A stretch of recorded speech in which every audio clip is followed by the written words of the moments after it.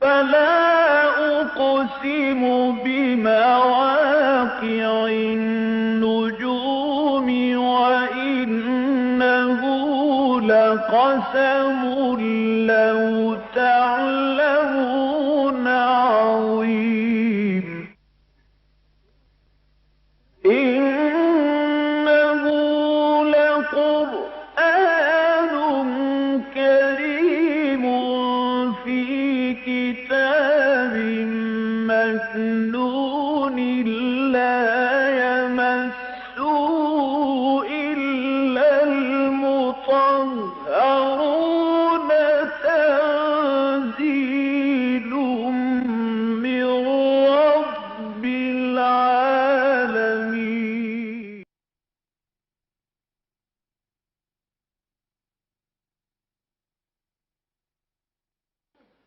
نحمده ونصلي على رسوله الكريم اما بعد فقد قال الله تبارك وتعالى كما ورد في سورة النساء اعوذ بالله من الشيطان الرجيم بسم الله الرحمن الرحيم يا أيها الذين آمنوا كونوا قوامين بالقسط شهداء لله ولو على أنفسكم أو الوالدين والأقربين إن يكن غنيا أو فقيرا فالله أولى بهما فلا تتبعوا الهوى أن تعدلوا وإن تلووا أو تعرضوا فإن الله كان بما تعملون خبيرا يا أيها الذين آمنوا بالله ورسوله والكتاب الذي نزل على رسوله والكتاب الذي أنزل من قبل ومن يكفر بالله وملائكته وكتبه ورسله واليوم الآخر فقد ضل ضلالا بعيدا ان الذين آمنوا ثم كفروا ثم آمنوا ثم كفروا ثم ازدادوا كفرا لم يكن الله ليغفر لهم ولا ليهديهم سبيلا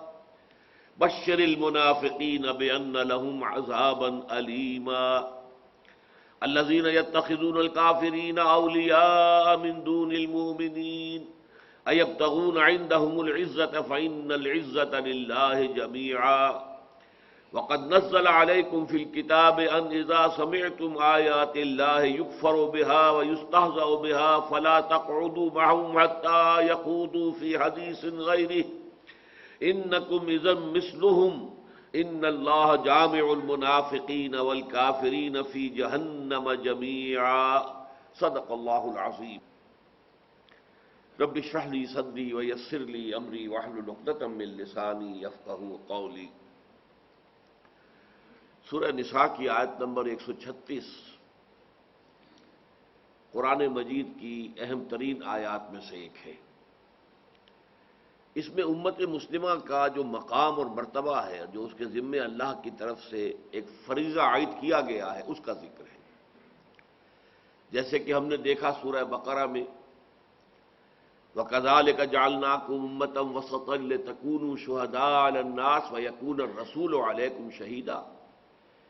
اسی طرح ہم نے تمہیں ایک امت وسط بنایا ہے، درمیانی امت بنایا ہے، بہترین امت بنایا ہے، تاکہ تم گواہ ہو جاؤ پوری نوع انسانی پر اور اللہ کے رسول گواہ ہو جائیں تم پر۔ وہ اللہ کے ہاں کھڑے ہو کر یہ گواہی دیں گے قیامت کے دن کہ اللہ جو تیرا دین، تیری ہدایت میرے پاس آئی تھی میں نے انہیں پہنچا دی تھی، اور یہی گواہی تمہیں دینی ہوگی کہ تم نے وہ دین پھر آگے پوری نوع انسانی کو پہنچا دیا۔ خدا نہ خواستہ اگر اس میں تم ناکام نکلے تو گویا کہ لوگوں کی جو گمراہی ہے اس کا وبال بھی تم پر آئے گا کہ اللہ انہوں نے ہم تک بات پہنچائی نہیں، ان کے ذمہ تھا ہم تک پہنچانا۔ یہی مضمون پھر آگے آ گیا ہے سورہ آل عمران میں کنتم خیر امت اخرجت للناس تأمرون بالمعروف وتنہون عن المنکر وتؤمنون باللہ۔ تم وہ بہترین امت ہو جسے دنیا والوں کے لیے نکالا گیا ہے۔ دنیا کی دوسری قومیں اپنے لیے جیتی ہیں اور اپنے لیے محنت کرتی ہیں، اپنی فلاح، اپنی بہبود، اپنا غلبہ، اپنی قوت، لیکن یہ کہ تمہیں تو دنیا والوں کے لیے جینا ہے۔ ہم تو جیتے ہیں کہ دنیا میں تیرا نام رہے، کہیں ممکن ہے کہ ساقی نہ رہے، جام رہے، تمہیں ساقی بننا، یہ جام ہدایت ہے قرآن مجید، اسے پوری دنیا میں پھیرانا ہے، نیکی کا حکم دینا ہے، بدی سے روکنا ہے۔ تمہارا تو گویا کہ فرض منصبی یہ ہے کہ تم اللہ کی طرف سے یہاں پر اس زمین پر تم پولیس فورس ہو، جیسے ہر حکومت کی ایک پولیس فورس ہوتی ہے، ایسے ہی وہ ڈیوائن کنگڈم جو ہے آسمانوں اور زمین کی، اس میں امت مسلمہ کو پولیس فورس کی حیثیت حاصل ہے کہ وہ نیکی کو قائم کرے، بدی کو روکے، نیکی کا حکم دے، بدی سے منع کرے۔ اب یہ تیسرا مقام ہے کہ جس میں امت کا بحیثیت مجموعی جو رول ہے، جو کردار ہے، جو ذمہ داری اسے سونپی گئی ہے، وہ سامنے آ رہی ہے۔ اس سے اگلی صورت میں پھر یہی آیت ذرا مختلف ترتیب کے ساتھ سامنے آئے گی۔ تو یہ چاروں صورتیں جو ہیں مدنی، جو طویل ہیں اور شروع میں ہے قرآن مجید کے سورہ بقرہ، سورہ آل عمران، سورہ نساء، سورہ مائدہ، ان چاروں میں یہ مضمون موجود ہے۔ چنانچہ یہاں کن الفاظ میں آیا ہے؟ یا ایھا الذین آمنوا، اے اہل ایمان، کونوا قوامین بالقسط، بن جاؤ پوری طاقت کے ساتھ کھڑے ہونے والے عدل و انصاف کے لیے۔ کونوا قوامین، قام یقوم قائم، کھڑا ہونا، قائم وہ جو کھڑا ہے، فعال کے وزن پر قوام، پوری طاقت سے کھڑا ہے، ہر دم کھڑا ہے، یہ تمہارا رول ہے۔ قوامین بالقسط، عدل انصاف، دنیا میں سے ظلم کا خاتمہ اور عدل و انصاف کا قیام، یہ تمہاری ذمہ داری ہے۔ شہداء للہ، اللہ کے حق میں گواہی دیتے ہوئے، یعنی اللہ نے تمہیں دیا ہے نظام عدل و قسط، اللہ نے بتایا ہے کس کا کیا حق ہے، تو گویا کہ جب عدل و قسط قائم کرتے ہو تو تم اللہ کی گواہی دے رہے ہو، اللہ کے گواہ بن کر کھڑے ہو جاؤ گے۔ یہ گویا کہ ایک ہی سکے کے دو پہلو ہیں۔ اگر تم قوام بالقسط بنتے ہو تو گویا کہ شہداء للہ بن جاتے ہو، اللہ کے حق میں گواہی دینے والے۔ اگر تم اللہ کے حق میں گواہی دینے والے بنتے ہو تو گویا کہ تم قوام بالقسط بن جاتے ہو۔ یہ مضمون کس قدر اہم ہے، اس کو یوں سمجھیے کہ قرآن مجید میں سب سے پہلے تو یہ بات سامنے آتی ہے کہ اللہ کی صفات میں سے یہ ہے کہ وہ حق کو قائم کرنے والا ہے۔ یہ سورہ آل عمران کی آیت ہے، شہد اللہ انہ لا الہ الا ہوا والملائکۃ واولو العلم قائما بالقسط، اللہ تعالیٰ خود گواہ ہے اس پر کہ اس کے سوا کوئی معبود نہیں، اور سارے فرشتے اس پر گواہ ہیں، اور انسانوں میں سے جو اولو العلم ہیں، علم، فہم، شعور رکھنے والے، وہ بھی گواہ ہیں، اور یہ کہ قائما بالقسط، اللہ عدل و انصاف کا قائم کرنے والا ہے۔ اس اعتبار سے آپ غور کریں گے تو ایک اور نقطہ سامنے آنا چاہیے کہ اللہ تعالیٰ کے جو صفاتی نام ہیں وہ یا تو فاعل کے وزن پر آتے ہیں، یا فعیل کے وزن پر آتے ہیں، یا فعال کے وزن پر آتے ہیں۔ علیم فعیل کے وزن پر ہو گیا، اسی طریقے سے ستار، غفار، یہ جو ہے فعال کے وزن پر ہے۔ اسی طریقے سے کوئی جو ہے الرافع، الخافض، اٹھانے والا، گرانے والا، یہ اس میں فاعل ہے۔ تو یا تو اس میں فاعل کے وزن پر، اور یا پھر فعیل جو صفت مشبہ کا وزن ہے، اور یا فعال جو مبالغے کا صیغہ ہے۔ لیکن ایک اللہ تعالیٰ کا اس صفاتی نام وہ ہے کہ جو مصدر ہے، العدل، مجسم عدل۔ اب یہ لفظ مجسم اللہ کے شایان شان نہیں ہے، لیکن کیا کریں، ہمارے پاس کوئی اور لفظ ہے نہیں۔ جیسے ہم کہتے ہیں سراپا عدل، وہ تو عدل ہی عدل ہے، سراپا عدل ہے۔ اب سراپا کا لفظ بھی اللہ کے لیے اس کی شان کے شایان نہیں ہے، نہ اس کا سر ہے نہ پیر ہے، تو سراپا یہ تو اردو میں ہم بولتے ہیں کسی شخص کی پوری شخصیت کو واضح کرنے کے لیے۔ اسی طرح نہ اس کا کوئی جسم ہے کہ اس کو ہم یہ کہیں کہ وہ تو عدل مجسم ہے۔ لیکن کیا کریں، ہمارے پاس جو ہماری لغت ہے، ہماری ووکیبلری میں وہ لفظ ہے ہی نہیں کہ جو اللہ کے شایان شان ہے۔ تو یہ العدل اللہ کا ایک نام ہے کہ وہ عدل کامل، اور عدل جو ہے یہ گویا کہ اس کی صفت لازم ہے۔ اس کو در حقیقت ذرا ایک انتہا پر پہنچا دیا ہے معتزلہ نے اور اہل تشیع نے، روافض نے۔ ان کا موقف یہ ہے کہ اللہ پر عدل کرنا لازم ہے، اللہ پر لازم ہے کہ وہ نیکوکار کو اچھا جزا دے، اچھا بدلہ دے، اور بدکار کو سزا دے، لازم ہے اس پر۔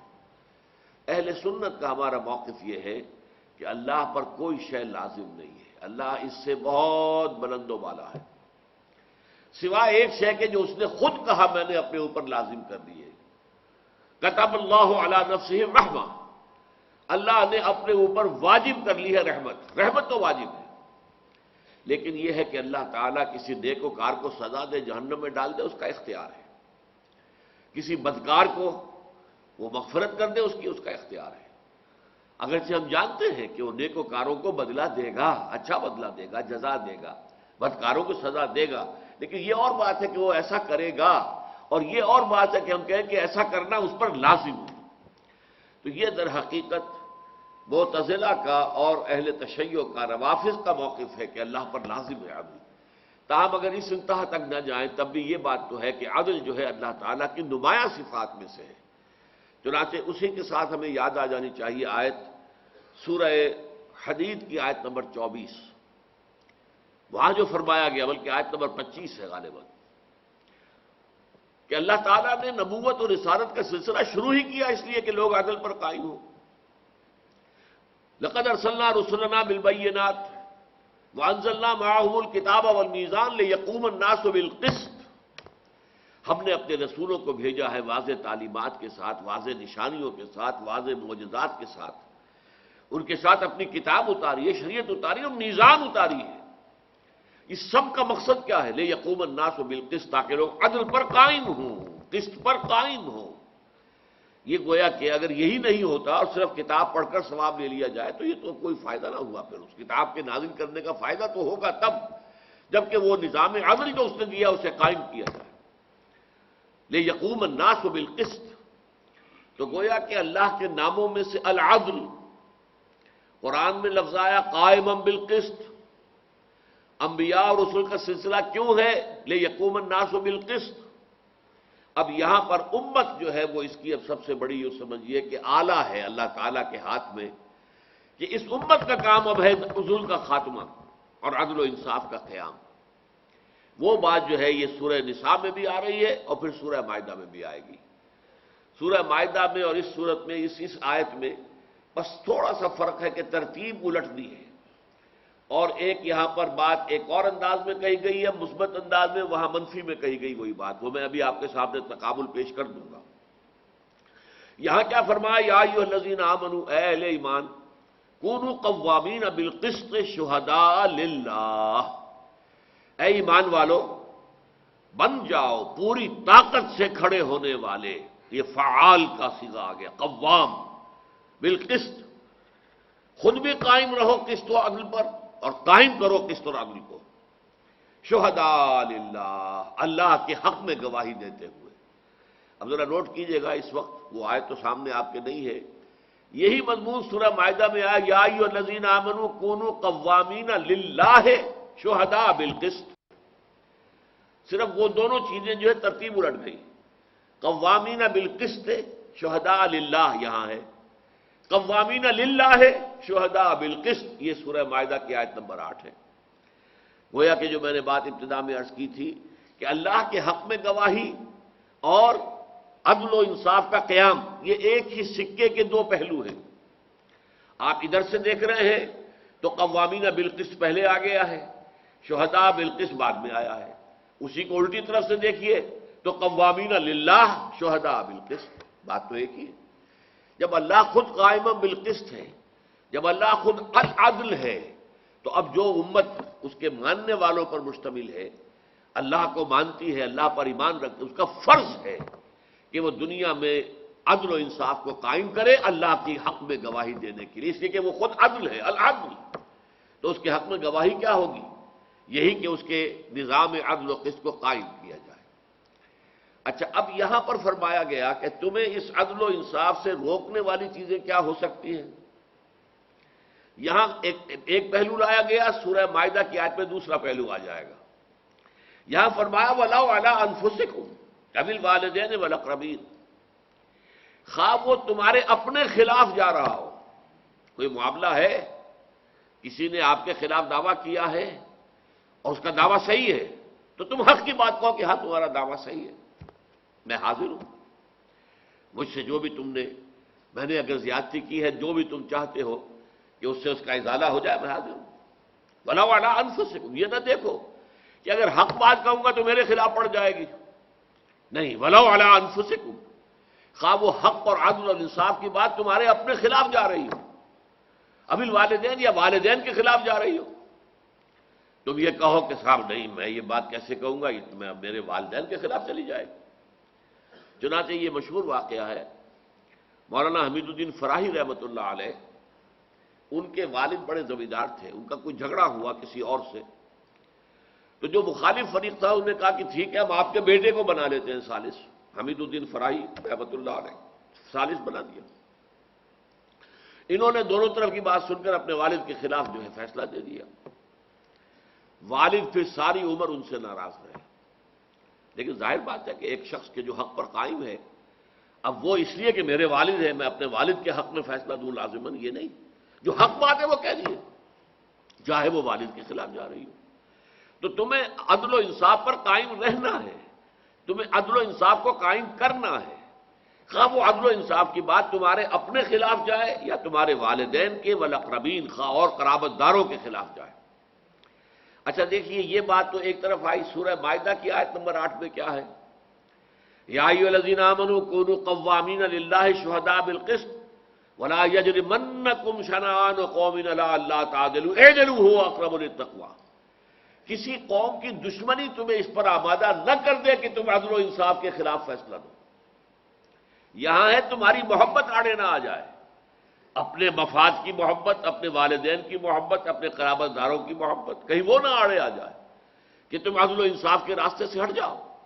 وہاں فرمایا کسی کی دشمنی نہ تمہیں اس پر آمادہ کر دے، الا اللہ تعدلوا کہ تم عدل سے کام نہ لو، اعدلوا عدل سے کام لو، وہ اقرب للتقوی وہی تقوی سے مناسب تر ہے۔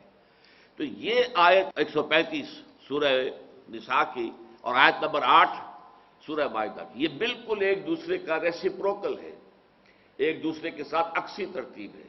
یا ایھا الذین آمنوا کونوا قوامین بالقسط شہداء للہ، یا ایھا الذین آمنوا کونوا قوامین للہ شہداء بالقسط۔ یہاں فرمایا ولا علی انفسکم او الوالدین والاقربین، وہاں فرمایا لا یجرمنکم شنآن قوم علی الا تعدلوا۔ ایسا نہ ہو کہ کسی قوم کی جو ہے نفرت اور دشمنی تمہیں اس پر آمادہ کر دے کہ تم حق اور انصاف کے راستے سے پھر جاؤ۔ اب یہاں فرمایا ان یکن غنیا او فقیرا فاللہ اولی بہما، اگر کوئی غنی ہو یا فقیر تو اللہ تعالیٰ ان سے کہیں بڑھ کر خیر خواہ ہے، ولی ہے۔ یہ ولی سے اولا بنا ہے، ولی یہ فعیل کے وزن پر ہے، اور اس کا افعل بنے گا اولا، وہ میرا ولی ہے تو اس سے آگے بڑھ جائے گا اولا، میرا بہت ہی زیادہ ولی ہے، بہت بڑا ولی ہے، بہت بڑا پشت بنا ہے، بہت بڑا حمایتی ہے، بہت بڑا مددگار ہے۔ اب یہاں کیا بات ہے؟ یہ بھی نفسیاتی بات ہے۔ بھائی ٹھیک ہے، اس مقدمے میں حق بات تو یہ ہے کہ اس امیر آدمی کا حق ہے، لیکن یہ غریب ہے، چلو اس کی غربت کا خیال کر کے اس کے حق میں فیصلہ دو۔ غلط بات، تم اس غربت کے اور کسی کے امیر ہونے کے ٹھیکیدار نہیں، تمہیں عدل پر قائم رہنا ہے۔ باقی اللہ تعالیٰ اس غنی کا بھی ولی ہے اور اس جو فقیر ہے اس کا بھی ولی ہے، وہ ان کی مصلحتیں وہ خود دیکھے گا، تم نہیں ہو اس مقام پر کہ تم یہ طے کرو کہ یہ بیچارہ غریب ہے، اسے کوئی ڈگری مل جائے گی، اس کے حق میں ہو جائے گا، اسے کوئی جائیداد کا ٹکڑا مل جائے گا تو اچھا، قطعاً نہیں۔ نہ تو یہ چیز تمہیں روکے کہ میرے والد کے خلاف جا رہی ہے بات، میں کیسے کہوں، میرے اپنے مفاد پر زد پڑ رہی ہے کیسے کہوں، میرے رشتہ داروں کے مفاد پر زد پڑتی ہے میں کیسے کہوں، اور نہ یہ کہ غنی اور فقیر کے درمیان فرق کر کے تم بیٹھ جاؤ کہ میں فقیر کا ساتھ دوں اور اپنی جگہ پر یہ سوچو کہ میں تو بڑا نیکی کا کام کر رہا ہوں، ایک امیر کے بجائے غریب کے ساتھ۔ لیکن حق اگر اس معاملے میں غنی کے ساتھ ہے تو تمہیں حق کا ساتھ دینا ہے۔ جیسے کہ عربی میں ایک مقولہ ہے در مع الحق ہے سدار، تمہیں تو حق کے ساتھ رہنا ہے، جدھر حق مڑے تم بھی مڑ جاؤ، دارا یا دورو مڑ جانا، در مع الحق ہے سدار، اب حق ادھر جا رہا ہے تو تم بھی ادھر جاؤ، حق ادھر جا رہا ہے تو تم بھی ادھر جاؤ، تمہیں تمہارا دامن جڑا ہونا چاہیے حق کے ساتھ، کوئی غنی ہو فقیر ہو۔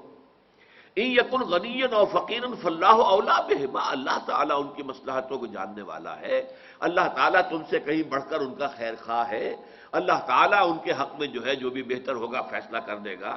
فلا تتبعوا الہویٰ ان تعدلوا، دیکھنا ایسا نہ ہو کہ خواہش نفس کی پیروی کرتے ہوئے تم عدل سے ہٹ جاؤ۔ وَإِن تَلْوُوا أَوْ تُعْرِضُوا، اور اگر تم توڑو مروڑو گے، بعض اوقات ایسا ہوتا ہے کہ ایک آدمی سیدھی بات کرے تو وہ تو سیدھی ہو جاتی، ذرا ہیر پھیر کر کے اس بات کو توڑا جائے مروڑا جائے، یہ تلوو ہے۔ جیسے کہ یلوون انفسہم، وہ اپنی زبانوں کو توڑتے تھے مروڑتے تھے منافق اور یہودی، کہ اگر کہنا ہے حضور سے کہ راعینا، ذرا ہماری طرف توجہ فرمائے تو راعینا راعینا، اے ہمارے چرواہے، اب دل میں خوش ہو رہے ہیں ہم نے انہیں چرواہا کہا ہے، لیکن اگر کہے کوئی کچھ پکڑے تمہارا دماغ خراب ہے، تمہارے کان میں معلوم ہوتا ہے کہ میل بہت جمع ہو گیا، ہم نے تو راعینا کہا تھا۔ لیکن یہ کہ یہ سب وہ زبان کو ذرا سی نوچ دے کے اور اس کے اندر جو ہے ایک معنی کا جو ہے تبدیل کر دیا، تو ایسا نہ کرو۔ وَإِن تَلْوُوا أَوْ تُعْرِضُوا، یا اعراض کرو گے حق کے راستے سے، کنارہ کشی کرو گے، فَإِنَّ اللَّهَ كَانَ بِمَا تَعْمَلُونَ خَبِيرًا، تو جان لو کہ اللہ تعالیٰ جو کچھ تم کر رہے ہو اس سے باخبر ہے۔ ایسا نہیں ہے کہ اللہ تعالیٰ جو ہے وہ تمہارے اس طرح کے توڑنے مروڑنے سے اور کو بہانے بنانے ہیلے کرنے سے اللہ دھوکہ کھا جائے گا، نہیں، اللہ پوری طرح باخبر ہے جو کچھ تم کر رہے ہو۔ اب اس کے بعد جو آیت آ رہی ہے وہ بھی قرآن مجید کی اہم ترین آیات میں سے، یا ایھا الذین آمنوا آمنوا باللہ ورسولہ والکتاب الذی نزل علی رسولہ والکتاب الذی انزل من قبل، اے ایمان والو، ایمان لاؤ اللہ پر اور اس کے رسول پر صلی اللہ علیہ وسلم، اور اس کتاب پر جو اس نے اپنے رسول پر نازل کی، اور اس کتاب پر جو اس نے پہلے نازل کی تھی۔ یہ کیا ہے مفہوم؟ ذرا غور طرف ہے، ہمارے دروس میں تو یہ بار بار آیا ہے مضمون کہ اصل میں ایمان دو طرح کا ہے۔ ایک ایمان ہے جو زبان پر تو ہے دل میں نہیں ہے،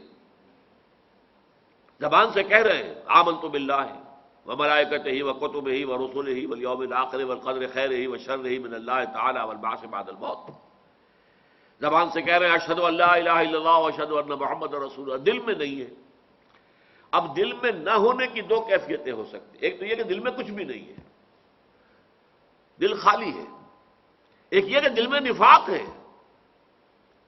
دل میں نفاق جو ہے یہ ایک منفی ویلیو ہو گئی، اور دل میں کچھ نہ ہونا یہ زیرو ویلیو ہے۔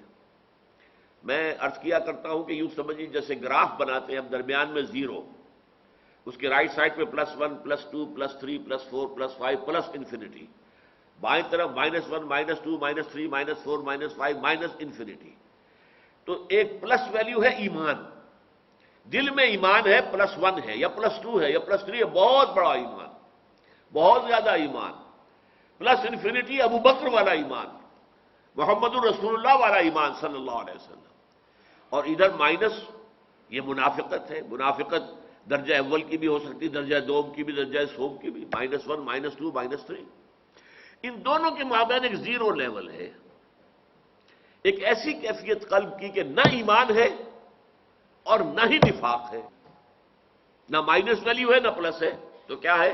زیرو ہے۔ یہ دونوں کیفیتیں جو ہیں اس میں کور ہو جائیں گی کہ اگر تمہارے دل میں نفاق ہے معاذ اللہ، دل کو ٹلوڈ لو، اس کی اصلاح کی فکر کرو، اور اگر نفاق نہیں ہے الحمدللہ، لیکن یہ کہ یقین والا ایمان بھی نہیں ہے، دل میں وہ یقین بھی نہیں ہے، ان دونوں کیفیتوں میں خطاب کیا جا رہا ہے۔ اے وہ لوگوں جو ایمان قانونی کا تقاضا تو پورا کر چکے ہو، تم نے کہہ دیا اشہد ان لا الہ الا اللہ واشہد ان محمد رسول اللہ، ایمان کا قانونی تقاضا پورا ہو گیا، تم مسلمان ہو، اور کوئی دوسرا شخص یہ نہیں کہہ سکتا تم مومن نہیں ہو۔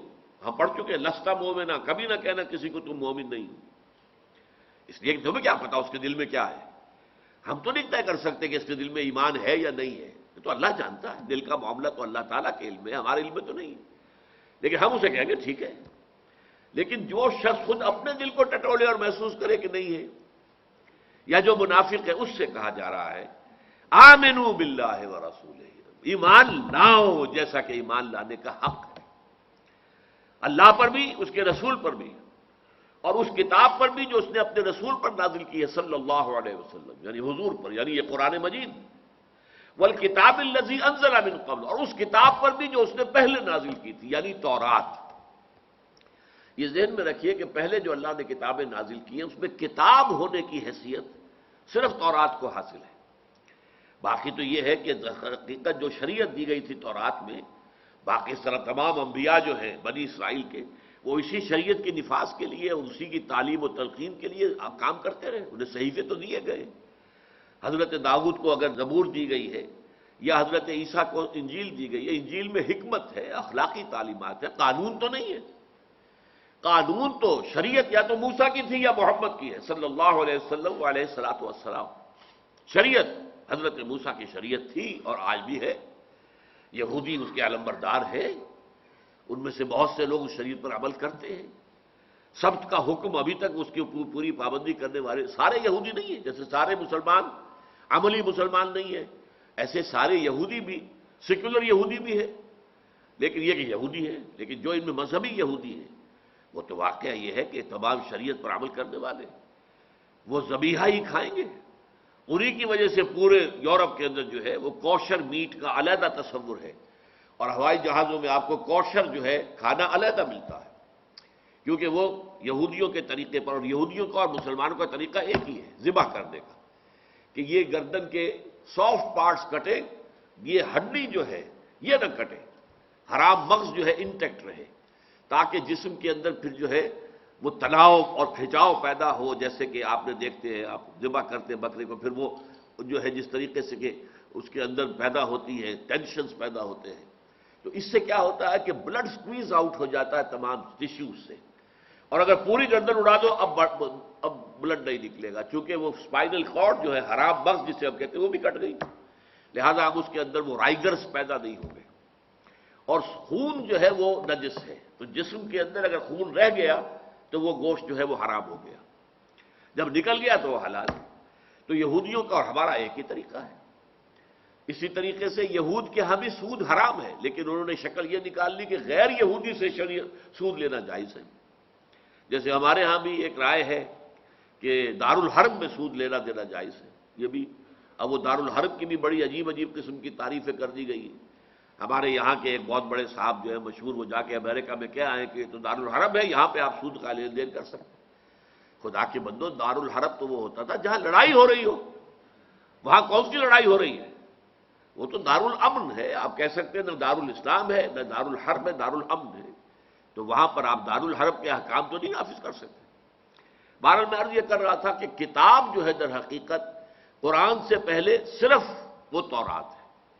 ویسے تو اس سے پہلے صحف ابراہیم بھی آئے ہیں، لیکن قرآن مجید ان کا دو جگہ ذکر تو کرتا ہے، لیکن ہمیں معلوم ہے کہ دنیا میں آج کوئی کتابیں ایسی نہیں ہیں، صحیفے نہیں ہیں جن کو ہم جانتے ہو کہ یہ صحف ابراہیم ہے۔ تورات تو ہے، چاہے محرف ہے، تحریف شدہ ہے تو صحیح نا، انجیل ہے، زبور ہے، چاہے تحریف شدہ ہے لیکن ہے، لیکن صحف ابراہیم کا ہمیں معلوم ہی نہیں۔ ذاتی رائے میری یہ ہے کہ ہندوؤں کے پاس جو اپنشد ہیں وہ میرے خیال میں صحف ابراہیمی کی بگڑی ہوئی شکل ہے، واللہ عالم، لیکن اس کو میں یقین سے نہیں کہہ سکتا۔ جب تک کہ کوئی حدیث مرفوع نہ ہوتی، جب تک کہ قرآن مجید میں تذکرہ نہ ہوتا، کوئی شخص نہیں کہہ سکتا۔ بہرحال ایک گمان ہے، خیال ہے۔ تو یہاں فرمایا یا ایھا الذین آمنوا آمنوا باللہ ورسولہ والکتاب الذی نزل علی رسولہ والکتاب الذی انزل من قبل۔ اب تمہیں دیکھ لو، ٹٹول لو، تمہارے دلوں میں وہ ایمان حقیقی ہے یا نہیں، وہ یقین قلبی ہے یا نہیں۔ اگر نہیں ہے تو کسی اور چیز کے بارے میں سوچنے سے پہلے اس پر غور کرو کہ وہ یقین پیدا کر۔ مجھے وہ شعر یاد آ گیا، یقین پیدا کرے ناداں یقین سے ہاتھ آتی ہے، وہ درویشی کے جس کے سامنے جھکتی ہے فغفوری۔ اب ظاہر بات ہے یقین ہوگا تو آپ عمل کریں گے، یقین ہوگا تو آپ جہاد کریں گے، یقین ہوگا تو آپ اللہ کی راہ میں جان دینے کو سب سے بڑی کامیابی سمجھیں گے۔ یقین نہیں ہے تو آپ خود اپنے عمل میں بھی کچے ہوں گے۔ جہاد کرنا تو بہت دور کی بات ہے، اور موت سے تو بھاگیں گے، ہر طرح سے بچنے کی کوشش کریں گے۔ لیکن یہ کہ اگر یقین ہے تو پھر دین پر عمل بھی ہوگا، یقین ہے تو پھر اللہ کی راہ میں جہاد بھی ہوگا، یقین ہے تو شہادت کی موت کی سب سے بڑھ کے تمنا ہوگی۔ شہادت ہے مطلوب و مقصود مومن، نہ مال غنیمت نہ کشور کشائی۔ جب یہ یقین نہیں ہے اور اس یقین والے ایمان کی ڈیفینیشن جو ہے ہم بہت دفعہ پڑھ چکے ہیں، سورہ الحجرات کی آیت نمبر 15 میں ہے، اس لیے کہ آیت نمبر 14 میں اسلام اور ایمان کو علیحدہ کر دیا۔ قالت الاعراب آمنا قل لم تؤمنوا، اے نبی یہ بدو دعویٰ کر رہے ہیں کہ ہم ایمان لے آئے، آپ ان سے کہہ دیجئے تم ایمان ہرگز نہیں لائے ہو، ولکن قولوا اسلمنا، ہاں یہ کہہ سکتے ہو کہ ہم اسلام لے آئے، مسلمان ہو گئے۔ ولما يدخل الايمان في قلوبكم، ابھی تک ایمان تمہارے دلوں میں داخل نہیں ہوا۔ یہاں فرق ہو گیا کہ ایک ایمان وہ ہے جو ٹپ آف دی ٹنگ پر ہے، ایک ایمان وہ ہے جو راسخ ہو گیا، دل میں اتر کر جم گیا۔ اسی سورہ حجرات میں صحابہ کرام کے بارے میں کہا گیا وَلَكِنَّ اللَّهَ حَبَّبَ إِلَيْكُمُ الْإِيمَانَ وَزَيَّنَهُ فِي قُلُوبِكُمْ، اللہ نے تو تمہارے نزدیک ایمان کو بہت محبوب کر دیا ہے اور تمہارے دلوں میں کھما دیا ہے، مزین کر دیا تمہارے قلوب کو اس سے۔ تو یہ ایمان جو ہے اس کی تعریف کیا ہے؟ انما المؤمنون الذين آمنوا بالله ورسوله ثم لم يرتابوا وجاهدوا باموالهم وانفسهم في سبيل الله، حقیقی مومن تو صرف وہ ہیں جو ایمان لائیں اللہ پر اور اس کے رسول پر، پھر شک ہرگز نہ کریں، یقین بن جائے، اور وہ اس کا عملی ثبوت کیا ہوگا؟ جہاد کریں اللہ کی راہ میں اپنی مالوں کے ساتھ، اپنی جانوں کے ساتھ۔ اولئک هم الصادقون، صرف یہ لوگ سچے ہیں اگر یہ کہے کہ ہم مومن ہیں۔ تو یہ ایمان جو ہے، اب دو ایمان ہو گئے، ایک ایمان قانونی اقرار باللسان سے، ایک ایمان حقیقی قلب کے اندر یقین کی کیفیت۔ یہ جو ایمان قانونی ہے اس کے صرف 5 ارکان ہیں: شہادت، کلمہ شہادت، نماز، روزہ، حج، زکوٰۃ۔ یہ ایمان جو ہے یقین والا، اس کے مزید 2 ارکان ہو جائیں گے، شہادت ہی نہیں، یقین دل میں، اور نماز، روزہ، حج اور زکوٰۃ ہی نہیں، جہاد عمل میں، جو گویا کہ ایمان حقیقی کے 7 رکن ہو جائیں گے: دل میں یقین، زبان پر شہادت، نماز، روزہ، حج، زکوٰۃ اور جہاد فی سبیل اللہ۔ یہ ہے ایمان۔ تو اے قانونی ایمان کے حاملو، ایمان حقیقی لاؤ، ایمان حقیقی ایمان حاصل کرو اللہ پر، اس کے رسول پر اور اس کتاب پر جو اس نے اپنے رسول پر نازل کی، اور اس کتاب پر جو اس نے پہلے نازل کی تھی۔ اور یہاں ذرا فرق دیکھیے، قرآن کے لیے کہا گیا نزل، الذی نزل علی رسولہ، اور تورات کے بارے میں انزل۔ اب یہ بھی 2 فرق ہو گئے، نزول کی 2 شکلیں۔ یہ میں نے بہرحال مضمون واضح کیا ہے کہ اعلام کے معنی ہے کسی کو کوئی چیز بتا دینا، تعلیم کے معنی کسی کو کوئی چیز سکھانا۔ آپ نے بتائی، پھر پوچھا بھائی سمجھ گئے ہو یا نہیں سمجھے ہو، ذرا امتحان بھی لے لیا، اچھا بتاؤ ہم نے کیا کہا تھا، معلوم ہوا کہ نہیں پورا نہیں سمجھا، پھر سمجھایا، پھر سمجھایا، پھر سمجھایا، یہ تعلیم کہلاتی ہے۔ اور بتا دیا، ہم نے تو کہہ دیا بھائی تم سے، ما علینا الا البلاغ، ہمارے ذمے سوائے پہنچا دینے کی ذمہ داری نہیں، یہ اعلام ہے۔ انزال کسی شے کو ایک ہی مرتبہ اتار دینا، تنزیل رفتہ رفتہ تدریجاً پورے اہتمام کے ساتھ اتارنا، یہ تنزیل ہے۔ قرآن حضور پر 23 برس میں نازل ہوا ہے، تھوڑا تھوڑا تھوڑا تھوڑا تھوڑا تھوڑا تھوڑا تھوڑا، اگرچہ شب قدر میں پورا قرآن لوح محفوظ سے سوائے دنیا تک اتار دیا گیا تھا، اس کے لیے انزال آتا ہے۔ شہر رمضان الذی انزل فیہ القرآن انا انزلناہ فی لیلۃ القدر، یہاں انزال آ رہا ہے اس لیے کہ پورا قرآن لوح محفوظ سے وہ سمائے دنیا تک نازل کر دیا، پھر یہاں سے تھوڑا تھوڑا حضرت جبرائیل وقت کی ضرورت کے مطابق نازل کرتے رہے اللہ کے حکم کے تحت، یہ ہے تنزیل، یہ 23 برس میں مکمل ہوئی ہے۔ جو تورات بنیادی تھی جس میں احکام تھے، 10 کمانڈمنٹس، وہ تو پتھر کی تختیوں پر دے دی گئی ایک دم، حضرت موسیٰ کو کوہ طور پر دے دی گئی، اس لیے اس کے لیے انزال کا لفظ آیا ہے، اور قرآن تنزیل۔ یا ایھا الذین آمنوا آمنوا باللہ ورسولہ والکتاب الذی نزل علی رسولہ والکتاب الذی انزل من قبل ومن یکفر باللہ، اور جو کوئی کفر کرے گا اللہ پر، وملائکتہ ہی، اور اس کے فرشتوں سے، وکتبہ ہی، اور اس کی کتابوں سے، ورسولہ ہی، اور اس کے رسولوں سے، والیوم الآخر، اور پچھلے دن سے، یعنی قیامت کا وہ دن، یوم القیامہ، جس میں حساب کتاب ہوگا، جزا و سزا کے فیصلے ہوں گے، فقد ضل ضلالا بعیدا، تو وہ تو گمراہ ہو گیا اور گمراہی میں بہت دور نکل گیا۔ یہاں جو ہے وہ ایمان کے جو آرٹیکلز آف فیتھ جن کو ہم کہیں گے، قرآن مجید میں مختلف جگہوں پر آئے ہیں، مختلف انداز میں آئے ہیں۔ جیسے سورہ بقرہ میں لیس البر ان تولوا وجوہکم قبل المشرق والمغرب ولکن البر من آمن باللہ والیوم الآخر والملائکۃ والکتاب والنبیین، 5 آرٹیکلز آف فیتھ وہاں پر آ گئے۔ اور اسی طرح سورہ بقرہ کی جو لاسٹ بٹ 1 آیت ہے، آمن الرسول بما انزل الیہ من ربہ والمؤمنون کل آمن باللہ وملائکتہ وکتبہ ورسلہ، اسی طریقے سے یہاں آ رہا ہے کہ ایمان جو ہے وہ کن کن چیزوں پر درکار ہے، ان میں سے کسی ایک چیز کا انکار بھی ٹوٹل کا انکار ہوگا۔ اگر آپ فرشتے کا انکار کرتے ہیں تو ٹوٹل کا انکار ہو گیا، اور بدقسمتی سے یہ کام وہ قومی اعتبار سے تو یقیناً ہماری بہت قابل احترام شخصیت ہے سر سید احمد خان مرحوم، لیکن ان سے یہ غلطی ہوئی، انہوں نے فرشتوں کا انکار کر دیا۔ فرشتوں کا کوئی وجود نہیں ہے، یہ تو فورسز آف دی نیچر کو فرشتے کہہ دیا گیا ہے، کوئی فرشتوں کا کوئی مشخص وجود نہیں ہے، وہ کوئی صاحب تشخص ہستیاں نہیں ہیں کہ جن کا اپنا کوئی وجود ہو۔ تو جو کوئی ایک شے کا بھی انکار کرے گا وہ ٹوٹل کا انکار ہوگا۔ وَمَن يَكْفُرْ بِاللَّهِ، اور جو کفر کرے گا اللہ کا، وَمَلَائِكَتِهِ، اس کے فرشتوں کا، وَكُتُبِهِ، اور اس کی کتابوں کا، وَرُسُلِهِ، اور اس کے رسولوں کا، وَالْيَوْمِ الْآخِرِ۔ اب وَالْيَوْمِ الْآخِرِ میں مزید پھر جو چیزیں شامل ہوگی وہ یہ ہے کہ بعث بعد الموت، اسی لیے کہ جو حدیث جبرائیل میں جو لفظ آیا وہ بعث بعد الموت یہ آیا ہے۔ الایمان ان تؤمن باللہ وملائکتہ وکتبہ ورسلہ والیوم الآخر والقدر خیرہ وشرہ من اللہ تعالی والبعث بعد الموت، یہ حدیث جبرائیل میں ایمان کی ڈیفینیشن آئی ہے۔ تو وہاں 2 چیزیں آئی، ایک قدر کا، تقدیر پر ایمان، اور مرنے کے بعد دوبارہ اٹھ کھڑے ہونے کا ایمان۔ بعث بعد الموت ہوگی تو یوم قیامت ہوگا نا، اور یوم قیامت میں محاسبہ ہوگا، حساب کتاب ہوگا، فیصلے ہوں گے۔ کچھ خوش قسمت وہ ہوں گے جو سیدھے جنت میں چلے جائیں گے، کچھ بدبخت وہ ہوں گے جو ہمیشہ کے لیے جہنم کے حوالے ہوں گے، کچھ بیچ میں ایسے بھی ہوں گے جن میں ایمان تھا تو صحیح لیکن اتنا کمزور تھا کہ وہ ان کے اعمال جو ہے ان کے اندر ظاہر نہیں ہو سکا پورے طور پر۔ تو نیک عمل بھی کچھ کیے ایمان کے تحت اور ساتھ ہی بد عملیاں بھی رہی، تو ان کے اعمال کو تولا جائے گا۔ پلڑا کون سا بھاری ہے؟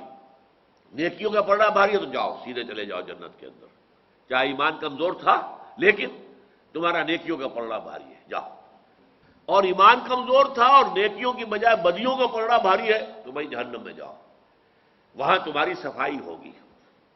دیکھیے صفائی جو ہے، دھوبی کیا کرتا ہے، پہلے کپڑوں کو بھٹی چڑھاتا ہے، نیچے آگ ہے اور وہ ابل رہے ہیں اس کے اندر کپڑے جو ہے، اسی طرح جہنم کی آگ میں تپا کر تمہیں صاف کیا جائے گا۔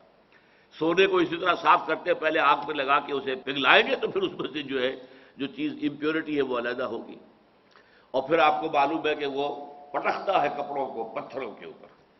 تو یہ مختلف 2 چیزیں ہو گئی۔ اسی طرح اللہ تعالیٰ کی طرف سے ان لوگوں کو عذاب ملے گا جہنم میں، جیسے جیسے کوئی صاف ہوتا جائے گا اسے باہر نکال کر، اس کی تفاصیل احادیث میں آئی ہیں، جب باہر نکالا جائے گا تو ایسے ہوگا جیسے کوئلے کے مانند جلا ہوا، اس کے بعد رفتہ رفتہ اس کی کیفیت بہتر ہوگی اور پھر جو ہے وہ اس کو جنت میں داخل کر دیا جائے گا۔ تو 3 کیٹیگریز ہو گئی، ایک وہ کہ جن میں ایمان سرے سے نہیں تھا، سیدھے جہنم میں اور ہمیشہ ہمیش کے لیے، ایک وہ کہ جن کا ایمان بھی بہت تھا اور اعمال بھی غالب تھے، نیکی کا پلڑا بھاری تھا، وہ سیدھے جنت میں اور ہمیشہ ہمیش کے لیے۔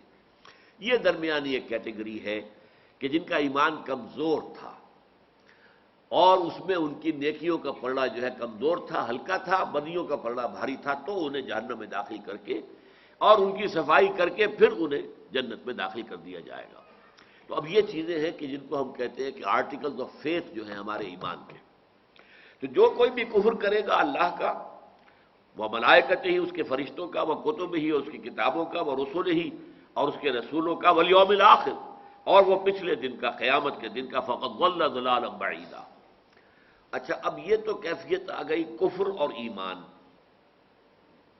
اب ایک درمیانی کیفیت ہے، جیسے میں نے بتایا نا کہ جہاں آخرت میں قیامت کے دن بھی 3 کیٹیگریز ہو جائیں گی۔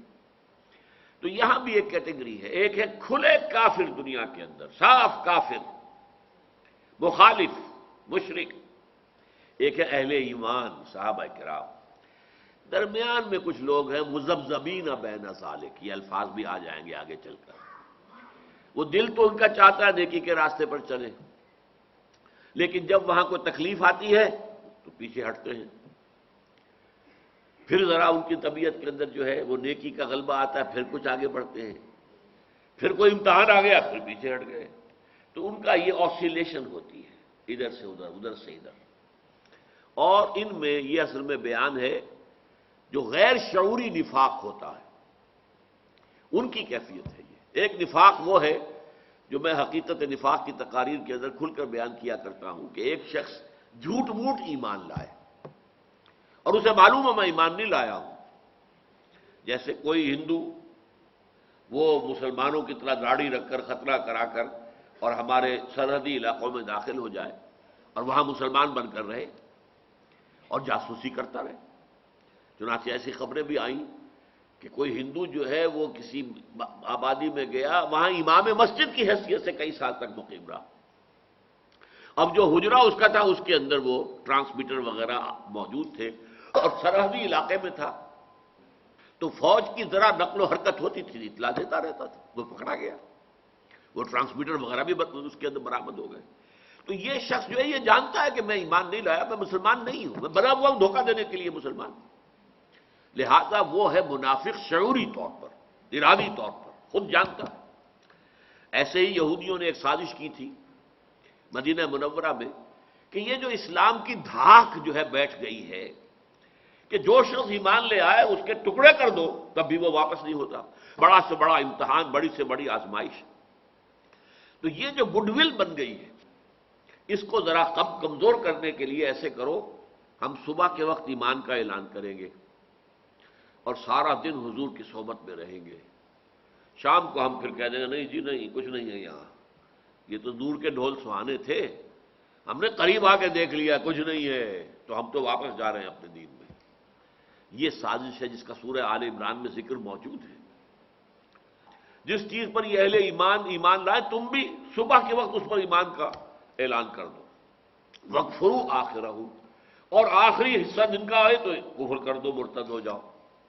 تو یہ سازش تھی، تو جو گھنٹے بھی انہوں نے گزارے ہیں ایز اے مسلم تو وہ جانتے تھے کہ ہم تو ہے نہیں مسلمان، ہم تو کافر کے کافر ہیں، لیکن ہم دھوکہ دینے کے لیے، لیکن اگر اسی 8 گھنٹوں میں کسی کا انتقال ہو جاتا تو ظاہر بات ہے اس کی نماز جنازہ پڑھی جاتی، because legally he was a Muslim, اس نے کلمہ شہادت پڑھا ہے صبح اور وہ آ گیا ہے حضور کی صحبت میں بیٹھ رہا ہے، اس وقت موت ہو جاتی تو کیا ہوتا، اس کی نماز جنازہ پڑھی جاتی۔ تو یہ ہے لیگل اسلام کا معاملہ۔ تو یہاں پر فرمایا گیا کہ اس لیگل اسلام کے پردے میں جب نفاق ہوتا ہے اور یہ انسان جو ایمان لایا تھا دھوکہ دینے کے لیے نہیں، دل سے ایمان لایا تھا، صحیح سمجھ کے ایمان لایا تھا، لیکن پھر جب تکالیف آئی، مصیبتیں آئیں، انفاق کا مطالبہ آیا، قتال کا مطالبہ آیا، اب وہ جو ہے ویورنگ ہے، کچھ آگے بڑھے کوئی پیچھے ہٹ گئے، کچھ آگے بڑھے پھر کوئی پیچھے ہٹ گئے۔ اس کا نقشہ کھینچا گیا ہے اس میں، اس آیت جو آ رہی ہے ان الذین آمنوا ثم کفروا ثم آمنوا ثم کفروا ثم ازدادوا کفرا لم یکن اللہ لیغفر لهم ولا لیہدیہم سبیلا۔ بے شک وہ لوگ جو ایمان لائے پھر کافر ہو گئے، پھر ایمان لائے پھر کافر ہو گئے، پھر وہ کفر میں بڑھتے چلے گئے۔ اب یہ دیکھیے بڑا خوبصورت نقشہ ہے، کوئی شخص پانی میں ڈوب رہا ہو تو آپ نے دیکھا ہوگا نیچے گیا پھر ایک دفعہ آیا، پھر ڈبکی گئی پھر ایک دفعہ آیا، پھر گیا تو گیا، پھر نیچے کا نیچے رہ گیا۔ تو یہ جو ہوتا ہے ایک ایمان تو آیا تھا، انہیں سمجھ میں آیا تھا کہ ہاں بات ٹھیک ہے، یہ جو محمد کہہ رہے ہیں ٹھیک ہے، ہمارا دل بھی گواہی دیتا ہے ٹھیک ہے، ایمان لے آئے، لیکن جب آئی تکلیف، جب آئی مصیبت، جب آیا مطالبہ انفاق فی سبیل اللہ کا، جہاد فی سبیل اللہ کا، قتال فی سبیل اللہ کا، تو اب پیچھے ہٹے۔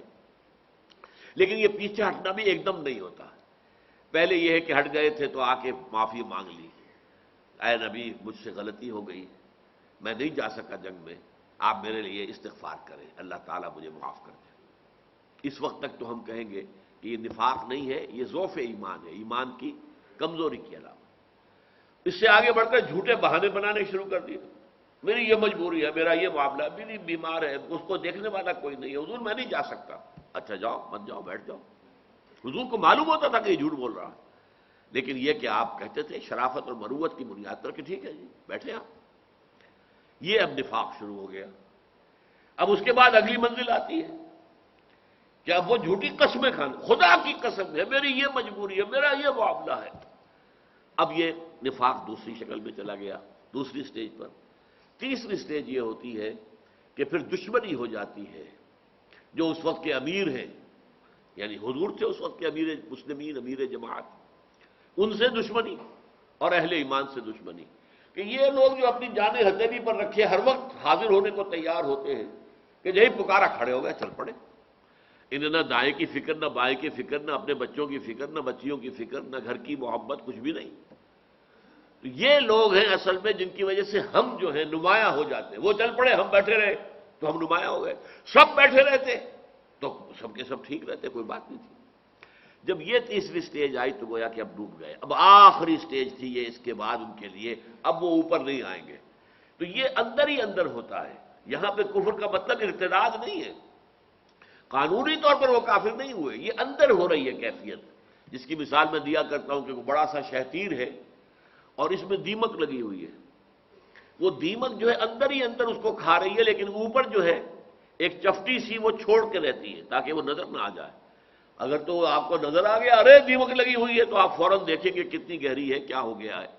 لیکن وہ اوپر ایک ونیئر جو ہے، ایک جو اس کے اوپر چھوڑتے جاتی، اتنی سمجھدار، اتنی سا وہ کیڑا جو اس کو سمجھدار ہے کہ باہر سے ظاہر نہ ہو کہ ہم اس کو کھا رہے ہیں، اندر ہی اندر کھوکھلا کر دیں. اور اس کے بعد وہ جب گرتا ہے تو پتہ چلتا ہے ارے یہ تو دیمک اس کو ختم کر چکی تھی، اس کی طاقت ختم ہو جو ہمیں نظر ہی نہیں آیا. دروازے کی چوکھٹ میں اسی طرح دیمک لگتی ہے، اوپر سے جو ہے ایک ونیئر جو ہے وہ باقی ہے، اندر سے کھوکھلا ہو چکا ہے. یہی معاملہ ان کا تھا. اوپر سے اسلام، قانونی اسلام انٹیکٹ رہتا تھا، یہ اندر ہی اندر جو ہے یہ ڈبکیاں کھا رہے ہیں. ان الذین آمنوا ثم کفروا ثم آمنوا ثم کفروا ثم ازدادوا کفرا. پھر دو سٹیجز کے بعد تیسری سٹیج وہی ہے کہ پھر وہ کفر کے اندر بڑھتے چلے جاتے ہیں. اب نفاق جو ہے تھرڈ سٹیج کو پہنچ گیا تو وہ ناقابل علاج ہے. جیسے کہ کسی زمانے میں کہا جاتا تھا ٹی بی تھرڈ سٹیج کو داخل ہو گئی ہے، اب تو اس کا علاج کوئی نہیں ہے، اب تو دن گننے ہیں. ٹھیک ہے، اس کے لیے ذرا اچھے کھانے پینے کا بندوبست رکھو، اللہ اللہ خیر صلی اللہ، علاج کوئی نہیں. آج کل علاج ہے اللہ کے فضل و کرم سے، لیکن یہ کہ تھرڈ سٹیج جو تھی نفاق کی وہ بھی لا علاج تھی. پوائنٹ آف نو ریٹرن، اب واپس نہیں آ سکتے. لہذا اس کا نقشہ کھینچا گیا. ان الذین آمنوا ثم کفروا ثم آمنوا ثم کفروا. پھر نوٹ کر لیجئے یہ ظاہری نہیں ہے، باطنی کیفیت ہے جس کا ذکر ہو رہا. اوپر قانونی اسلام انٹیکٹ ہے، قانونی اسلام کے اندر اندر اس کے نیچے ہو رہا ہے جو کچھ ہو رہا ہے. ان الذین آمنوا ثم کفروا ثم آمنوا ثم کفروا ثم ازدادوا کفرا. پھر کفر میں بڑھتے چلے گئے. لم یکن اللہ لیغفر لہم. اللہ ہرگز ان کو معاف فرمانے والا نہیں ہے. ہرگز اللہ کا معاملہ یہ نہیں ہے کہ وہ انہیں معاف کر دے. ولا لیہدیہم سبیلا. اور نہ ہی وہ راستہ دکھائے گا، ہدایت دے گا انہیں راستے کی. یعنی یہ کہ اب ان کے لیے جس کو میں نے کہا ابھی پوائنٹ آف نو ریٹرن ہے، گویا کہ اللہ کی طرف سے ان کے دلوں پر بھی مہر ہو گئی ہے. طبع اللہ علی قلوبہم، ختم اللہ علی قلوبہم. یہ ایک دم نہیں ہوتا، شروع سے نہیں ہوتا. یہ جب یہ پورے اس طریقے سے آدمی ڈوبتا ڈوبتا ڈوبتا ڈوبتا پھر بالکل جو ہے وہ نیچے نکل جاتا ہے، تہہ میں جا پہنچتا ہے، تو یہ وہ کیفیت ہے کہ اس کے بعد اب اس کے اوپر آنے کا کوئی امکان نہیں. بشر المنافقین بان لہم عذابا علیما. معلوم ہو گیا یہ ذکر کن کا ہو رہا تھا؟ منافقین کا. اے نبی بشارت دے دیجیے ان منافقین کو جو اس کیفیت میں مبتلا ہے. ان الذین آمنوا ثم کفروا ثم آمنوا ثم کفروا، جو اس کیفیت میں مبتلا ہے. تو اے نبی بشر المنافقین بان لہم عذابا علیما، تو بشارت دے دیجیے ان منافقین کو کہ ان کے لیے بہت دردناک عذاب ہے. الذین یتخذون الکافرین اولیاء من دون المؤمنین. اب یہ منافقین کی بعض صفات آگے آ رہی ہیں. جیسے کہ میں نے عرض کیا تھا سورہ نساء کا اکثر و بیشتر حصہ جو ہے نفاق اور منافقین کے ذکر پر اور ان کی تفاصیل جو ہے اس پر مشتمل ہے، اکثر حصہ. اگرچہ جیسے یہاں لفظ منافق آ گیا ہے، دوسری جگہوں پر آپ کو لفظ منافق نہیں ملے گا، لیکن ہے بھی. لیکن یہ کہ یہ سارا ہمیں دیکھنا پڑتا ہے کہ اگرچہ یا ایھا الذین آمنوا کہا جا رہا ہے، لیکن یہ اصل میں یہاں مخاطب کون ہے؟ یہ ضعیف الایمان یا جو قوی الایمان ہے، یا وہ کہ جو اندر سے منافق کھوکھلے ہیں؟ الذین یتخذون الکافرین اولیاء من دون المؤمنین، وہ لوگ، وہ منافق جو اہل ایمان کو چھوڑ کر کافروں کو اپنا دوست، پشپناہ، حامی اور مددگار بناتے ہیں۔ یہ مضمون جو ہے پوری شان کے ساتھ تو آئے گا سورہ مائدہ کے اندر، یا ایھا الذین آمنوا لا تتخذوا اليہود والنصارى اولیاء بعضهم اولیاء بعض۔ یہ تو جب ہم سورہ مائدہ پر پہنچیں گے تو تفصیل سے گفتگو ہوگی۔ یہاں منافقین کی علامت کے طور پر لایا جا رہا ہے، یہ چاہتے ہیں ان کے ساتھ مل کر رہے، ان سے اپنی دوستی گانٹھے رکھے۔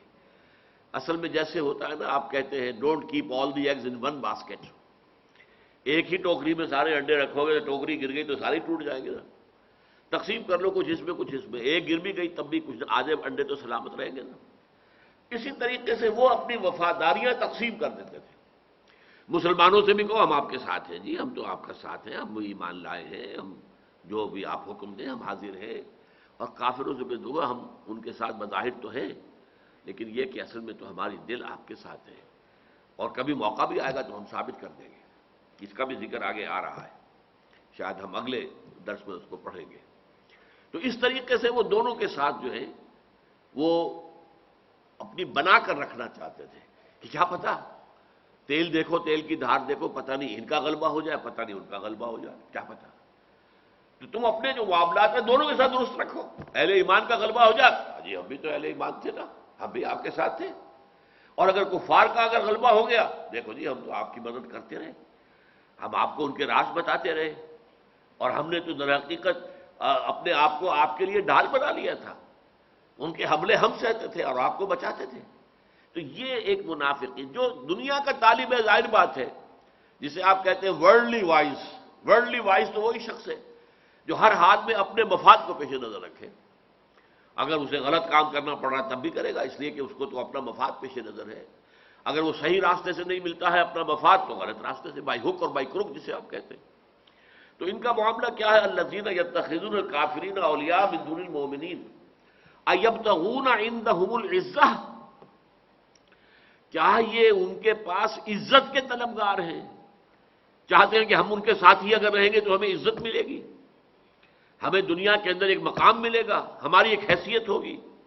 فإن العزة للہ جمیعا، تو جان لو عزت پوری کی پوری اللہ کے لیے۔ اس کو مزید کھولا گیا سورہ منافقون میں کہ عزت جو ہے وَلِلَّهِ الْعِزَّةُ وَلِرَسُولِهِ وَلِلْمُؤْمِنِينَ، عزت تو ہے صرف اللہ کے لیے اور اہل ایمان اور رسول کے لیے اور اہل ایمان کے لیے، اصل عزت تو ان کی ہوگی۔ وقت آ جائے گا، دیکھ لو گے تم، کفر کا جو ہے اس کا بھی جو ہے بیڑا غرق ہوگا، اور شرک کا بھی بیڑا غرق ہوگا، اور نفاق کا بھی بیڑا غرق ہو کر رہے گا، اور جزیرہ نما جو ہے یہ چمن معمور ہوگا نغمہ توحید سے۔ وہ کیفیت دیکھ لو گے تم، چند سال کی بات ہے نا، یہ بات تمہارے سامنے آ جائے گی کہ یہ جھوٹی عزتیں ہیں، یہ جھوٹے وقار ہیں، یہ دولت کی بنا پر ہے یا کسی اور جو بھی اس وقت کے سیاسی نظام میں انہیں حیثیت حاصل ہو گئی ہے۔ یہ سب یوں سمجھیے کہ ایک کھیل ہو رہا ہے، یہ اس کے ایکٹرز ہیں۔ جیسے کھیل ختم ہوگا تو معلوم ہوگا کچھ بھی نہیں، یہ ایکٹر کے طور پر بنے ہوئے تھے بادشاہ، اور یہ ایکٹر کے طور پر بنے ہوئے تھے وزیر اعظم، ان کی تو حیثیت کچھ بھی نہیں۔ تو اسی لیے فرمایا ایبتغون عندهم العزہ، کیا یہ ان کے پاس جو اس قدر ان سے مل جل کر رہنا چاہتے ہیں تو عزت کے متلاشی ہیں۔ فإن العزة للہ جمیعا، تو جان لو کہ عزت تو اللہ ہی کے لیے ہے کل کی کل۔ ان کی ایک اور علامت بیان ہوئی، وقد نزل علیکم فی الکتاب، اور تم پر یہ بات نازل کر دی گئی تھی کتاب میں، اللہ نے نازل کر دی تھی یہ ہدایت کتاب میں۔ اس سے مراد ہے سورہ انعام کی ایک آیت، وہ ابھی میں کوٹ کر دوں گا کہ ان سے کیا کہا گیا تھا، ان اذا سمعتم آیات اللہ یکفر بہا ویستہزأ بہا، کہ اہل ایمان جب تم سنو کہ اللہ کی آیات کا انکار کیا جا رہا ہے یا استہزاء کیا جا رہا ہے۔ یہ کافر لوگ جو ہوتے تھے وہ اپنی محفلوں میں مذاق اڑایا کرتے تھے، لو جی آج محمد نے یہ کہہ دیا صلی اللہ علیہ وسلم، یہ کہہ دیا 19 فرشتے ہیں جہنم کے اوپر، تو 19 تو کوئی زیادہ نہیں ہے، ان میں سے ایک نے کہا بھائی 10 کے لیے تو میں کافی ہوں اکیلا، باقی 9 کی تم فکر کر لینا۔ اس طرح سے مذاق ہنسی مذاق میں اڑایا کرتے تھے۔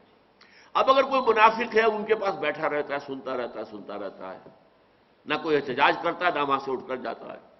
اچھا احتجاج کرے گا تو مار پڑ جائے گی، تو کم سے کم یہ تو کرے نا کہ وہاں سے اٹھ کے چلا جائے۔ یہ حکم تھا جو سورہ انعام میں آ گیا تھا، مکی صورتوں میں۔ وہ کیا ہے، وہ میں آیت آپ کو سنا رہا ہوں۔ وَإِذَا رَأَيْتَ الَّذِينَ يَخُوضُونَ فِي آيَاتِنَا، جب تم دیکھو کہ ان لوگوں کو جو ہماری آیات میں مین میخ نکال رہے ہیں، فَأَعْرِضْ عَنْهُمْ، تو ان سے اعراض کر لو، ہٹ جاؤ وہاں سے، حتیٰ یخوضوا فی حدیث غیرہ، یہاں تک کہ وہ کسی اور بات میں مشغول ہو جائیں۔ یعنی یہ کہ مومن صادق کا ظاہر بات ہے اسے تعلق توڑنا تو نہیں ہے، ان تک حق پہنچانا ہے، دعوت و تبلیغ کرنی ہے۔ اگر بالکل مقاطعہ کر دیں تو پھر کیسے موقع ملے گا دعوت و تبلیغ کا؟ لیکن یہ کرو کہ جب ایسا ہو رہا ہو تب ان کے پاس مت بیٹھو، وہاں سے اٹھ کر چلے جاؤ۔ اذا رأیت الذین یخوضون فی آیاتنا فاعرض عنہم حتی یخوضوا فی حدیث غیرہ، یہاں تک کہ وہ کسی اور معاملے کے اندر، اب ان کی گفتگو کا رخ جو ہے وہ بدل جائے، پلٹ جائے، کسی اور معاملے پر بات کر رہے ہیں، تو اس وقت تک کے لیے تم ان سے کنارہ کشی اختیار کیے رکھو۔ وَإِمَّا يُنْسِيَنَّكَ الشَّيْطَانُ، اور اگر کہیں تمہیں شیطان بھلا ہی دے، اس محفل میں بیٹھے تھے، تمسخر شروع ہو گیا ہے حضور کے بارے میں اور قرآن کے بارے میں، تمہیں یاد نہیں رہا کہ ہماری تو ہدایت یہ تھی، پھر اچانک درمیان میں یاد آ گیا کہ یہ تو غلط کام میں کر رہا ہوں۔ وَإِمَّا يُنْسِيَنَّكَ الشَّيْطَانُ فَلَا تَقْعُدْ بَعْدَ الذِّكْرَىٰ مَعَ الْقَوْمِ الظَّالِمِينَ، تو جب بات یاد آ جائے تو پھر مزید مت بیٹھنا، پھر بھی بیٹھو گے تو پھر مجرم ہوگے، پھر اللہ تعالیٰ کے یہاں حساب ہو جائے گا، پھر تم سے پوچھا جائے گا، تو you will be responsible, you will be held accountable. یہی بات یہاں پر دہرا دی گئی ہے۔ وَقَدْ نَزَّلَ عَلَيْكُمْ فِي الْكِتَابِ أَنْ إِذَا سَمِعْتُمْ آيَاتِ اللَّهِ يُكْفَرُ بِهَا وَيُسْتَهْزَأُ بِهَا فَلَا تَقْعُدُوا مَعَهُمْ حَتَّىٰ يَخُوضُوا فِي حَدِيثٍ غَيْرِهِ، یہ بات تم پر نازل کر دی گئی تھی کہ جب تم دیکھو سنو اللہ کی آیات کا انکار بھی کیا جا رہا ہے اور مذاق اڑایا جا رہا ہے، تو مت بیٹھو ان کے ساتھ یہاں تک کہ وہ کسی اور بات میں مشغول ہو جائیں۔ انکم اذا مثلہم، اگر تم وہاں بیٹھے رہو گے تو ان جیسے ہی ہوگے، تم بھی اللہ کے نزدیک ان جیسے ہوگے، ان کے ساتھ شمار کیا جائے گا۔ یعنی بے حمیت ہو، بے غیرت ہو، تم اللہ کا مذاق اڑ رہا ہے، اللہ کی کتاب کا مذاق اڑ رہا ہے، اللہ کی آیات کا مذاق اڑ رہا ہے، اللہ کے نبی کا، اور پھر بیٹھے ہوئے تم وہاں پر، تو یہ ایمانی غیرت تمہارے اندر نہیں ہے، پھر اللہ تعالیٰ تمہیں انہی میں شمار کرے گا۔ تمہارا حساب جو ہے، اور یا یہ مانی ہے کہ اگر تم اس طرز عمل پر قائم رہے تو پھر اللہ تمہیں بھی ویسا ہی کر دے گا۔ تمہارے اندر سے ایمان کی اگر حمیت اور غیرت ختم ہوئی ہے تو پھر ایمان بھی ختم ہو جائے گا۔ انکم اذا مثلہم، پھر تم انہی جیسے ہو جاؤ گے۔ ان اللہ جامع المنافقین والکافرین فی جہنم جمیعا، اور اللہ تعالیٰ لازماً جمع کر کے رہے گا منافقوں اور کافروں کو جہنم میں، سب کو۔ یعنی یہ منافق قانونی اعتبار سے مسلمان ہیں، دنیا میں اہل ایمان کے گروہ میں شامل ہیں، ان کا لیگل اسلام ایکنالجڈ ہے، قبول ہے، لیکن آخرت میں ان کا انجام جو ہوگا وہ کافروں کے ساتھ ہوگا۔ دنیا میں یہ مسلمانوں کے ساتھ، آخرت میں کافروں کے ساتھ۔ ان اللہ جامع المنافقین والکافرین فی جہنم جمیعا، یقیناً اللہ تعالیٰ جمع کر کے رہے گا ان تمام کافروں اور منافقوں کو جہنم کے اندر۔ بارک اللہ لی ولکم فی القرآن العظیم ونفعنی وإیاکم بالآیات والذکر الحکیم۔